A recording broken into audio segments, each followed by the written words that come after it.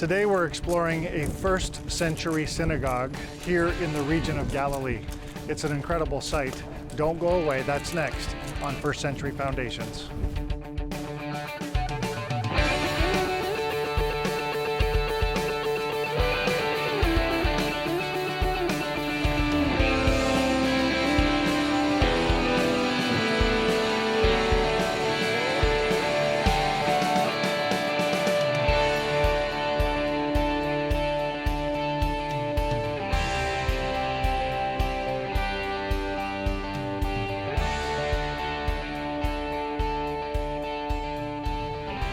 Today on the show, we are in the beautiful site of Magdala. And this was the hometown of Mary Magdalene. This is, the place that she was named for. But it's also unique because they have found in this community is a first century period synagogue. And that is significant because the synagogue was a central place for the Jewish community, and in this town it would be no different. But also, it was central for a number of other reasons. First of all, they couldn't visit the temple every day. Normally they would go one time a year. And so the synagogue was a place where they came for their scriptural instruction. It was a place where they had their school and so many other activities. And we're going to be able to look together at this first century synagogue. One of the major things that I want you to realize as we begin to investigate and to discover together today is this, that because of where this is located in the region of Galilee, there is a very, very high probability that Jesus himself would have been not only in this community, but may have taught right here in this synagogue. Don't go away, that's next on First Century Foundations. Up next, Jeff visits Father Kelly at the Magdala site, home of Mary Magdalene.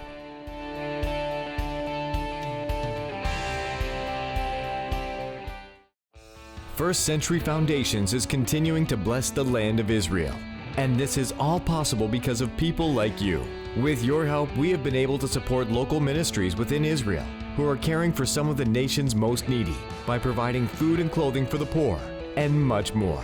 The House of Light is one such ministry that not only ministers in prisons, but also runs a summer camp for children. We're in the middle of this camp and all the noise of the children around us, rejoicing in the Lord and in your help, and we just want to say thank you. This is all possible because of your prayers and support.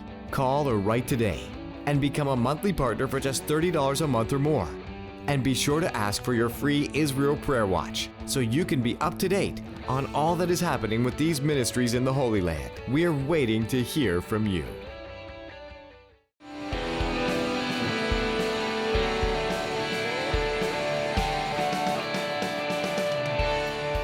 I am excited today because I am in Magdala in the Galilee. This is the first time that I've ever been at this site, and I'm here with Father Kelly.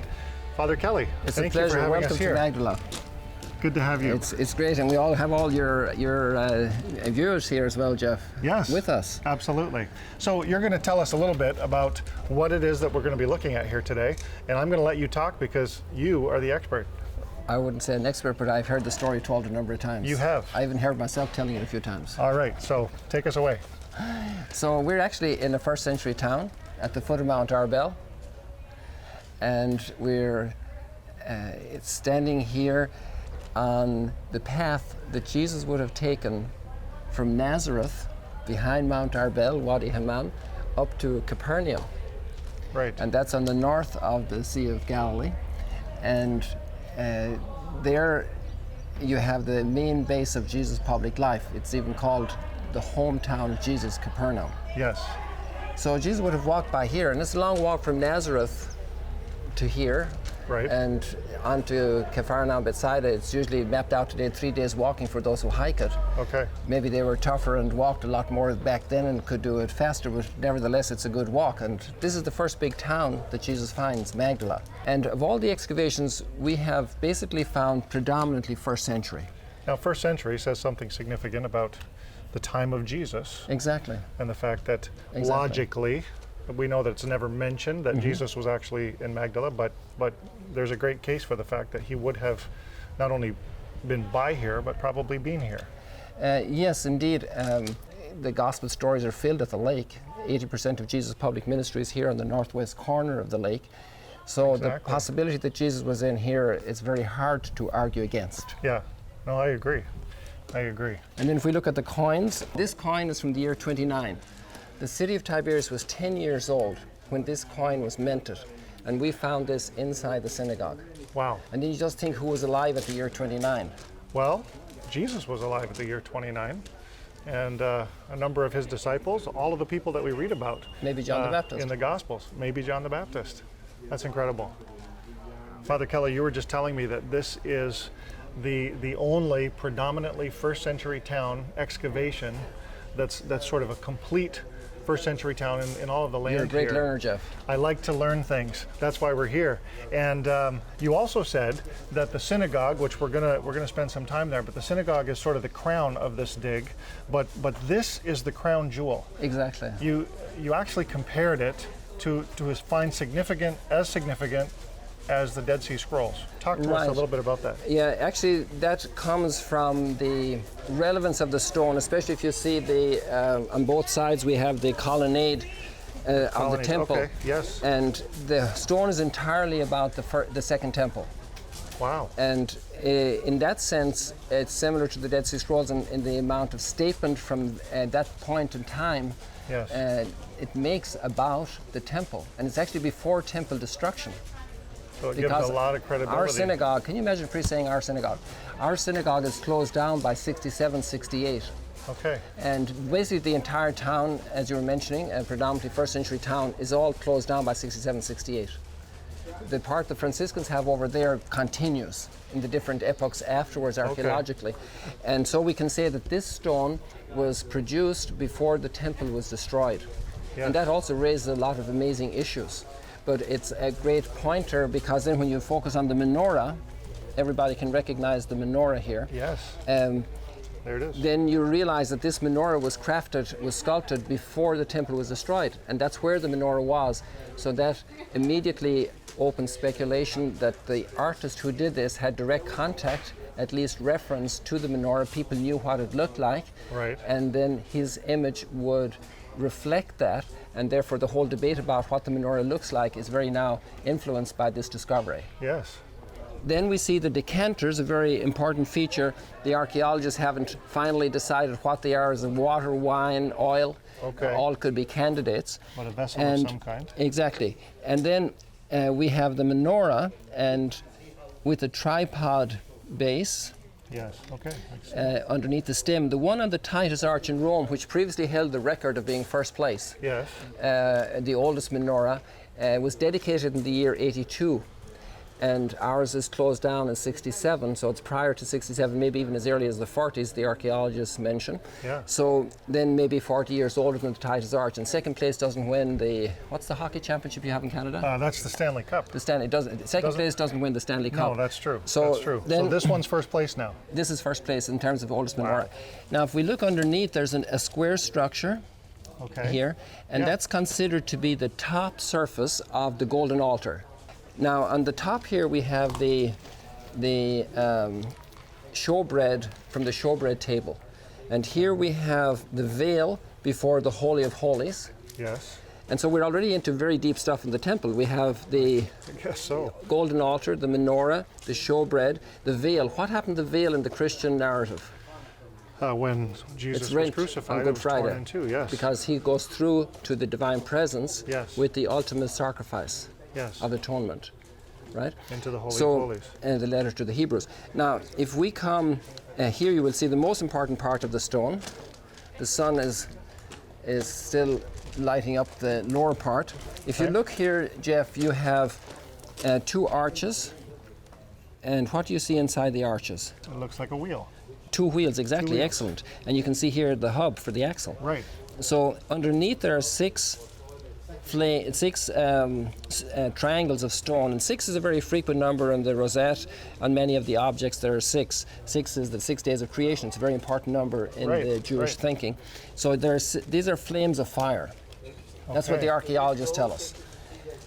Were you to try to sculpt fire on stone, it would be bigger below and narrower above as flames. So it's a triangle. So that's the way I reason through it. Yep. So you have wheels and flames of fire. So you put that together. Do you have anything in the Bible that could connect these two? Elijah? Elijah. There's actually a charge of fire on a coin as well, but this is the only sculpted one. Wow. And this, you're absolutely right. The Elijah connection, he's taken to heaven on a chariot of fire. Right. So now you could ask the question, what is the chariot of fire? Is it a Volvo? Is it an email? Is it a satellite? What is the chariot of fire? What is the chariot of fire? So we go to Ezekiel, and there we see a reference again to the chariot of fire in the opening of Ezekiel. The wheels are leaving the temple, receding over the Mount of Olives, because we're just before the Babylonian conquest of Jerusalem and the destruction of the first temple. Right. So God's presence, the Shekinah, leaves the temple. So the chariot of fire is the presence of God inside the Holy of Holies. Amazing. That's awesome. And this is the only one ever found so far in Israeli archaeology on stone. Incredible. So we have the golden altar, the menorah, the showbread, the veil before the Holy of Holies, and the divine presence inside the Holy of Holies. So this is an assortment of the holiest pieces, if you will, the most sacred realities inside the temple on one stone in a synagogue in Galilee in the 1st century. Who had the nerve to do that? Some things that were never seen are seen by very few people. Wow. Like, who got to see the Holy of Holies? Who got in there? I guess only the high priest. And how once often? a year. Once a year on Once a Yom year. Kippur. And if the high priest was in office for a number of years, how many people got to see it? Not very many. And I'm not sure how many people got as far as the veil. So we have some realities here that people didn't get to see, Yeah. even in the Temple of Jerusalem, and yet the community in Galilee that's very temple connected has the nerve to put all of this visually in front of the whole community in the center of the synagogue. Amazing. So this is raising a lot of questions. It's an enigma. There you'll hear theories sometimes spoken infallibly, Right. but at the end of the day, maybe there's a lot of academic duking out to be done before the dust will settle on the final understanding of the original purpose and role of this stone. Oh, that's amazing. Thank you so much. This has been so informative, and I look forward to what else we have to see here. It's going to be great. Get ready. Okay. After the break, Jeff and Father Kelly explore the ruins of the synagogue at Magdala. Jerusalem, the holy city, is the focus of much of the world's attention. And Psalm 122 tells us to pray for the peace of Jerusalem. Yet do we really know why, or even how? Why does God want us to specifically pray for the peace of this ancient city? And how do you pray for a city that for most of us seems so foreign and so far away? Praying for the Peace of Jerusalem, the new book by Jeff Futers, now reveals God's purpose for the holy city and all of Israel, and why he wants every believer to pray for his holy land. Now more than ever, the people of Israel need our prayers and support. And when you order your copy of the book Praying for the Peace of Jerusalem for just $10 plus shipping and handling, you are also helping these precious people in a very real way. Call the number on your screen now, or go online to firstcenturyfoundations.com and order Praying for the Peace of Jerusalem, and begin to pray for Israel with understanding and purpose.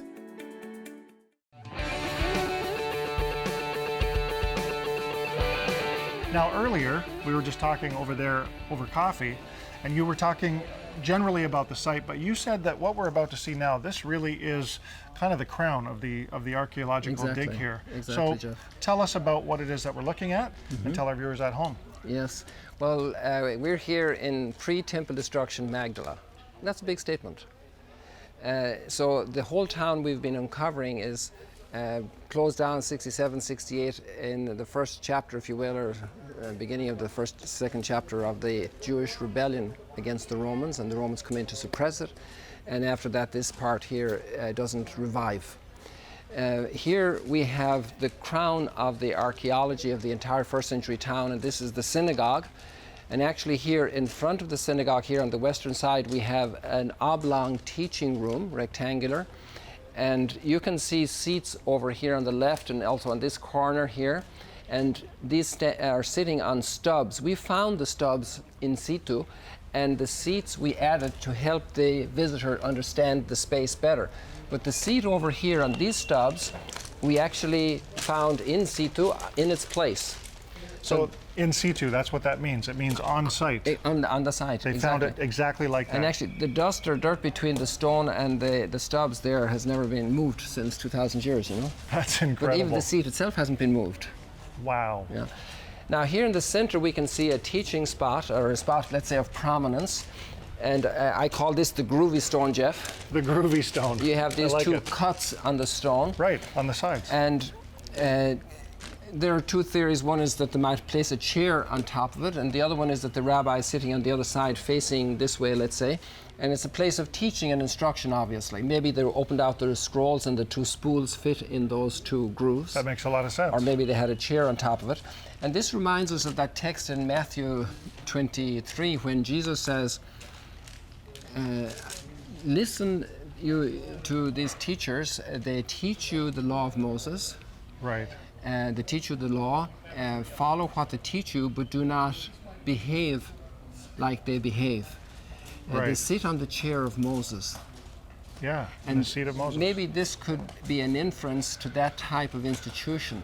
And we have the cathedral, the chair, the cathedra in the university. Right. So all these words come from this position of teaching.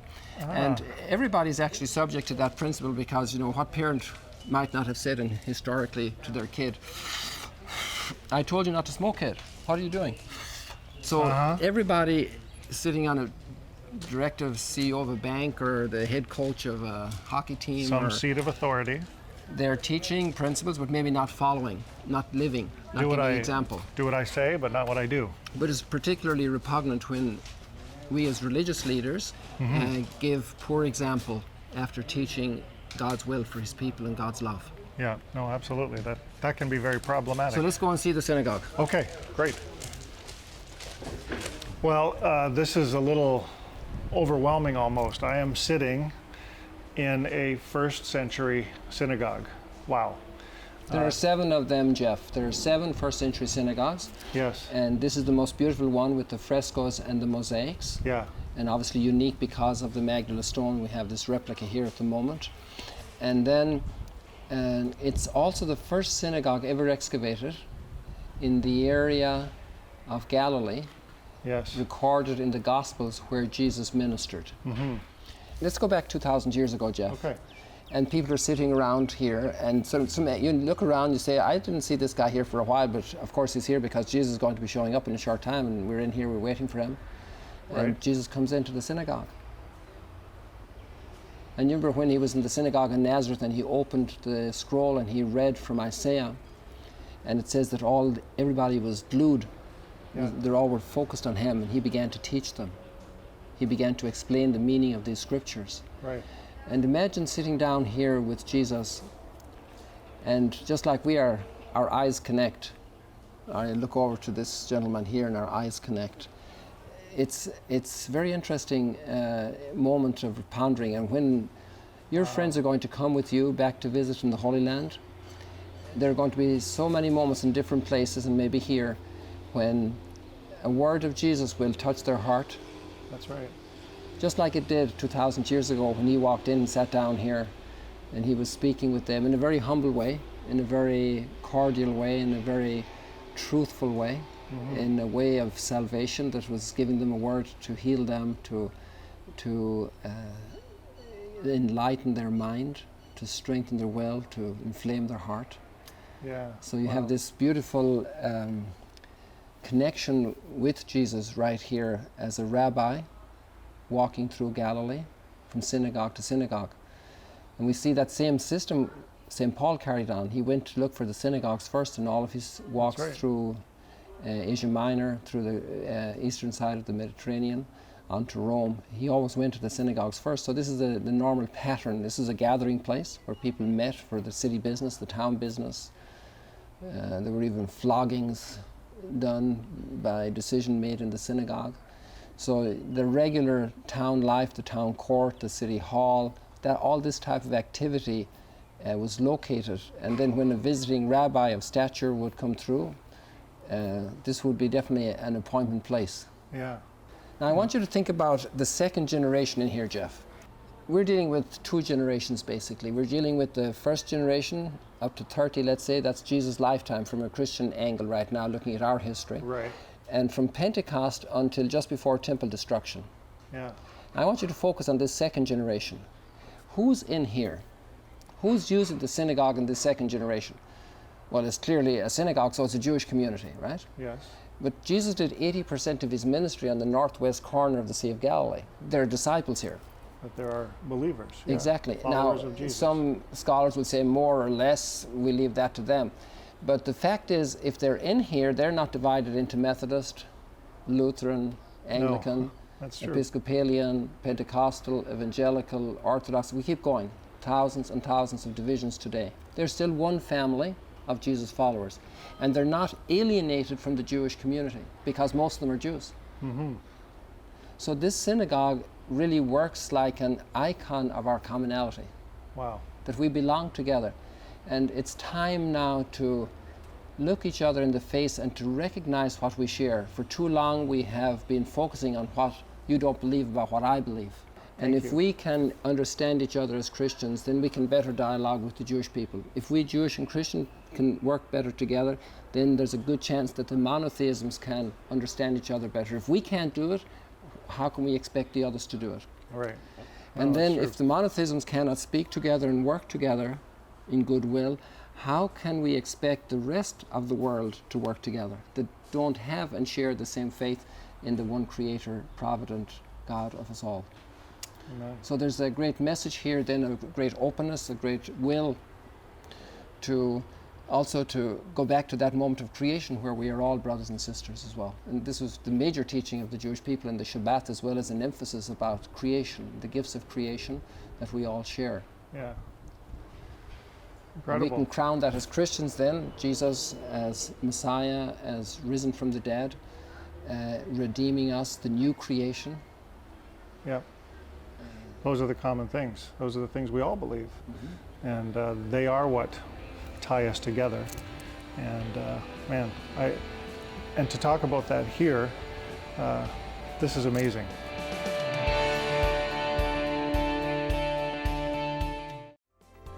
First Century Foundations has been making a difference in the lives of some of Israel's most needy for years. And you have been a vital part of this important work. Because of your gifts, we have been able to support the believers in the Holy Land, who every day are sharing the love of God with the elderly, Holocaust survivors, refugees, underprivileged children, and everyone in need from all backgrounds and walks of life. This practical approach of feeding the hungry, clothing the poor, and visiting the sick is making a real difference in many lives throughout the land of Israel. Call or write today and become a monthly partner for just $30 a month or more, and begin to make a real difference in the lives of Israel's most needy. And when you call, be sure to ask for the free Israel Prayer Watch, so you will be up to date on all that is happening with the ministries that you are supporting. We're waiting to hear from you.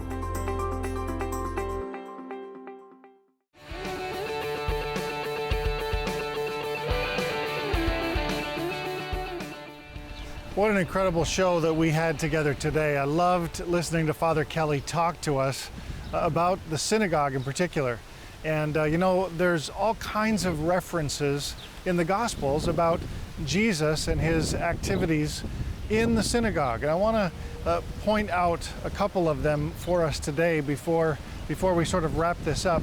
There's a great text in Matthew chapter 4 and verse 23. It says, Jesus went throughout Galilee, teaching in their synagogues, proclaiming the good news of the kingdom, and healing every disease and sickness among the people.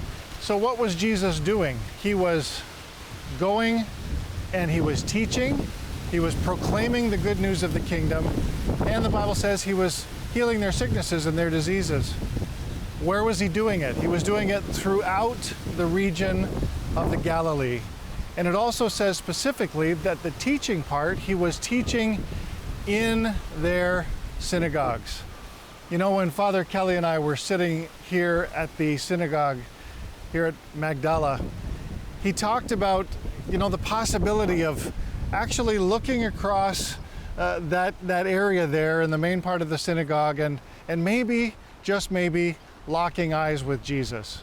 So when I was thinking about that, I was thinking possibly this could have been the first place where Jesus and Mary Magdalene locked eyes for the very first time. Maybe this was where she heard Jesus teach, right here in her home community. And that's a powerful thought, not because, we know for sure that Jesus was here. We don't have that X marks the spot scenario here, but we do know that it's very, very likely that he taught right here in this synagogue at Magdala. There's another reference to Jesus teaching in the synagogue, and it's found over in another part of the Bible. I want to read that for you today. Luke chapter 4, verses 16 through 21. It says, "He went to Nazareth, which is not very far from here, where he had been brought up. And on the Sabbath day he went into the synagogue, as was his custom. He stood up to read, and the scroll of the prophet Isaiah was handed to him. Unrolling it, he found the place where it is written, 'The Spirit of the Lord is upon me, because he has anointed me to proclaim good news to the poor. He has sent me to proclaim freedom for the prisoners and recovery of sight to the blind, to set the oppressed free, and to proclaim the year of the Lord's favor.'" And then it says he rolled up the scroll, gave it back to the attendant, and sat down. And the eyes of everyone in the synagogue were fastened on him. And he began by saying to them, "Today, this scripture is fulfilled in your hearing." And here's what I want you to notice about that text. First of all, it says he went to the synagogue as was his custom. This was something that Jesus did very normally, and he did it throughout this region. And then the second thing is that the writer here actually says, that when he was finished saying what he had to say, that everyone's eyes were fastened on him. Isn't that cool? Maybe, here in this synagogue, the same scenario happened. And maybe it was Mary Magdalene who first fastened her eyes on Jesus right here at Magdala. These are powerful things to think about. But here's what's, I think, the most powerful, and that is this, that Jesus, when he was here in the region of the Galilee, he was accessible. He was someone who came to the community, who talked about the kingdom of God, but who also healed their sickness and their disease. He was someone who, was for the people. And I want you to know that he's for you today. No matter where you are, no matter what scenario you find yourself in, this is something that we all need to understand, that Jesus is someone who came for every single one of us, no matter what our circumstance is. And so he came for you as well. I would love for you to come and experience this here in the land of Israel. And so I want to invite you, check out our website, firstcenturyfoundations.com, and make sure you find out about one of the upcoming tours. Magdala is on our tour schedule. We'd love to have you join us. Thanks for being with us on the show today. God bless you. Have a great day.